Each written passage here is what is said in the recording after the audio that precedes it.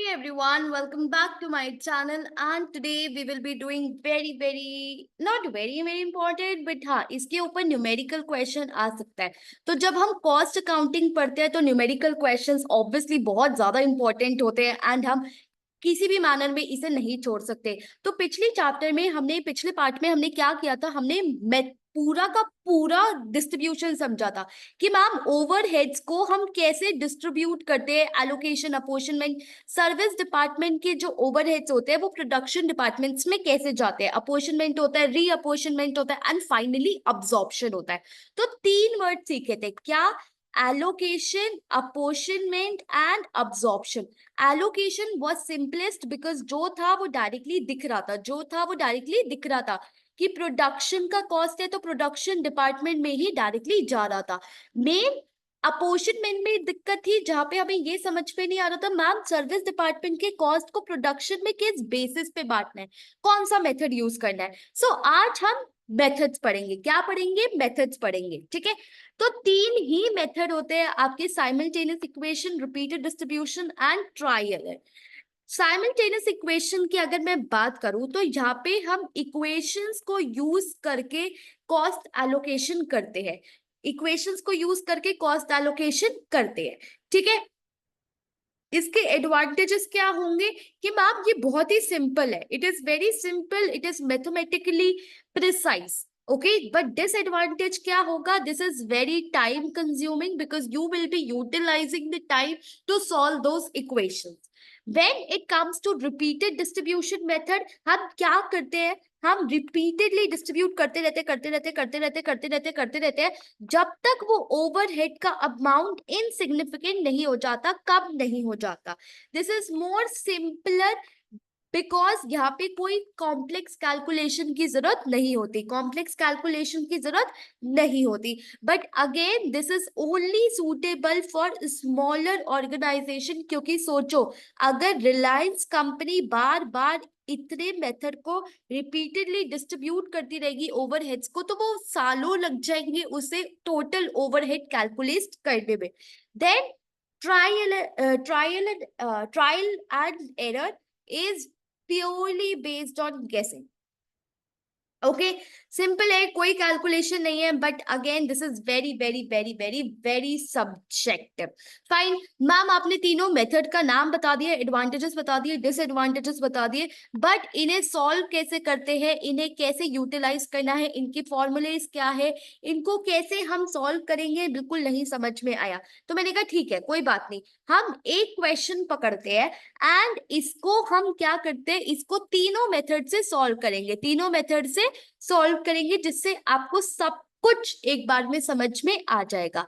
सो पहले है simultaneous equation method, जहां पे हम इक्वेशंस बनाने वाले हैं। पहले क्वेश्चन समझो कि हमें कैसे यूटिलाइज करना है, हमें कैसे पता चलेगा कि मैम आखिर हमारे क्वेश्चन में ये तीनों मेथड सॉल्व होने वाले हैं, ये तीनों मेथड यूटिलाइज होने वाले हैं, हमें कैसे पता चलेगा। देखो क्वेश्चन समझो पहले। एडीएम एक मैन्युफैक्चरिंग कंपनी है जिसके 3 प्रोडक्शन डिपार्टमेंट है और 2 सर्विस डिपार्टमेंट है। अपॉर्शनमेंट का बेसिक कंसेप्ट यही है कि आप सर्विस डिपार्टमेंट की कॉस्ट मतलब एक्स और वाई की कॉस्ट प्रोडक्शन डिपार्टमेंट में बांट दो। तो अगर तुम यहाँ पे क्वेश्चन समझोगे, total overheads as per primary distribution, मतलब जो पहली डिस्ट्रीब्यूशन हुई थी उसके बेसिस पे आपने ये ओवरहेड्स को डिस्ट्रीब्यूट कर दिया। मैम कर तो दिया, बट अभी भी एक्स और वाई में मुझे कुछ खर्चे दिख रहे हैं जो जीरो नहीं हुए हैं, जो नलिफाई नहीं हुए हैं। अभी भी मुझे इन खर्चों को ए बी और सी में बांटना है, ठीक है। अब पता है दिक्कत क्या है, अगर एक्स का खर्चा सिर्फ ये तीनों यूज कर रहे होते ना तो ये बहुत इजी क्वेश्चन होता। मैं 4500 को, लेट से अभी ये नहीं है, ठीक है, 4500 को मुझे इस बेसिस पे बांटना है, मैं आसानी से बांट देती। 2000 को इस बेसिस पे बांटना है, बांट देती। बट बट बट मेजर दिक्कत कहाँ आई, what was the whole issue, that कि x का कुछ परसेंटेज y में भी जा रहा है और y का कुछ परसेंटेज x में भी जा रहा है। सारी दिक्कतें यहाँ शुरू हुई, सारे स्यापे यहाँ शुरू हुए। अगर x चुपचाप इन तीनों को बांटना होता तो ठीक था, y इन तीनों को बांटना होता ठीक है, बट मैम x का और y ये दोनों एक दूसरे को भी यूटिलाइज कर रहे हैं, ये दोनों के खर्चे एक दूसरे में भी जा रहे हैं। That is the main issue. Fine. अब 90% ऑफ स्टूडेंट्स 4500 और 2000 रुपीज बांट के आ जाएंगे अपनी कोई भी अकल लगा के, बट क्वेश्चन नहीं पढ़ेंगे, इसलिए उनके 2 मार्क्स स्टूपिडिटी में कटते हैं। देखो क्या लिखा है, टोटल ओवरहेड्स गाइस बांट के ही नहीं आना, सिर्फ टोटल भी कैलकुलेट करके आना है। तो क्वेश्चन कंप्लीट करके आना, बेवकूफियों की वजह से 2 मार्क्स फालतू में मत कटवाना। तो मैम क्वेश्चन बताओ, मेथड्स बताओ, वो तीनों कैसे होगा। ठीक है, आते हैं हम।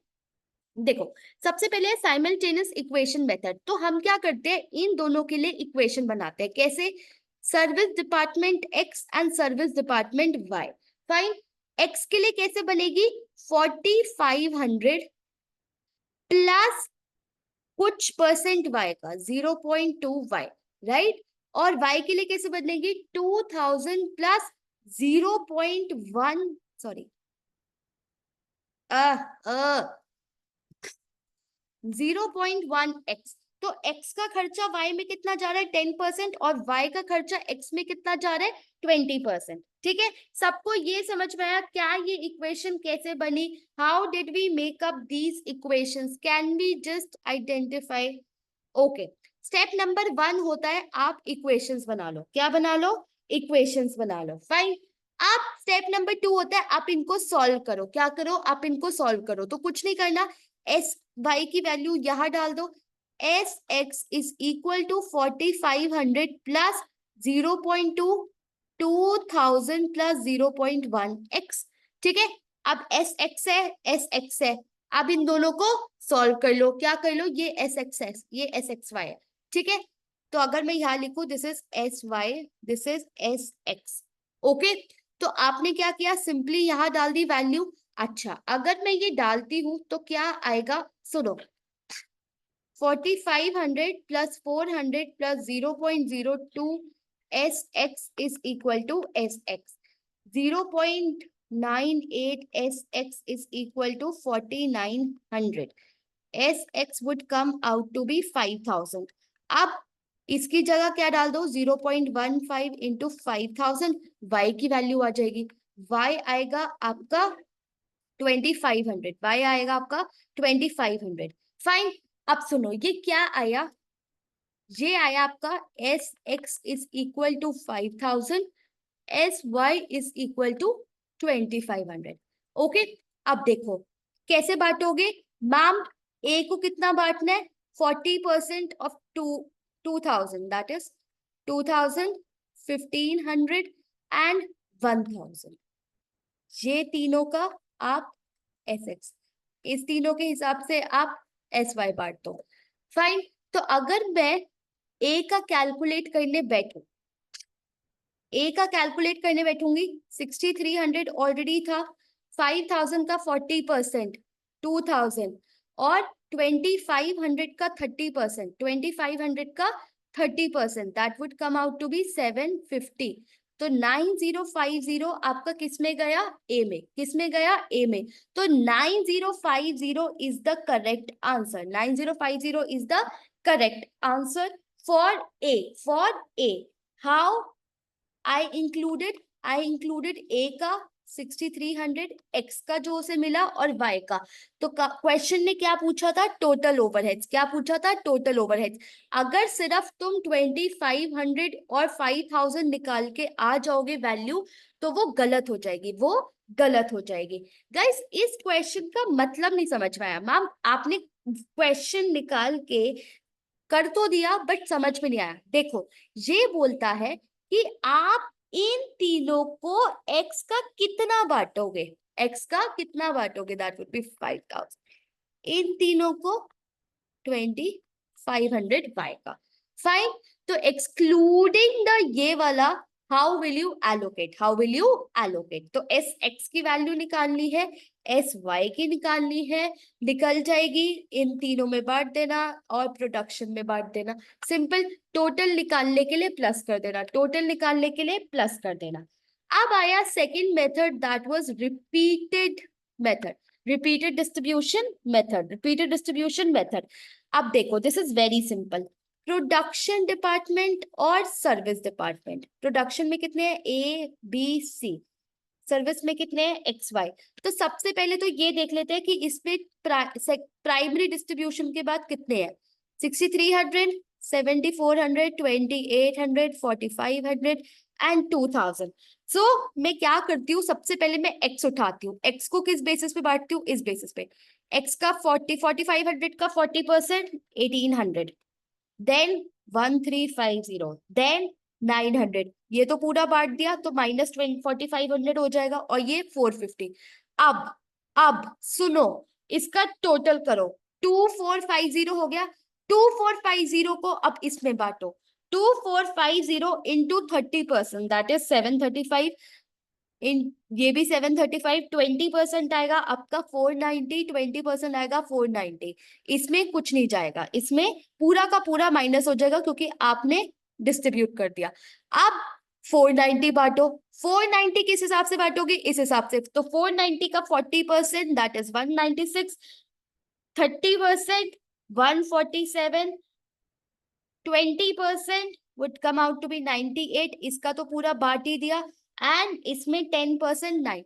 अब क्या बचा, 49, 49 को इसमें बांटो, 49 into 30% is 15, then 15, then 10, then 9, then minus 49। अब 9 को बांटो, 9 को किस में बांटोगे, इसमें 40 इंटू 30 इंटू 20 इंटू 10, ठीक है।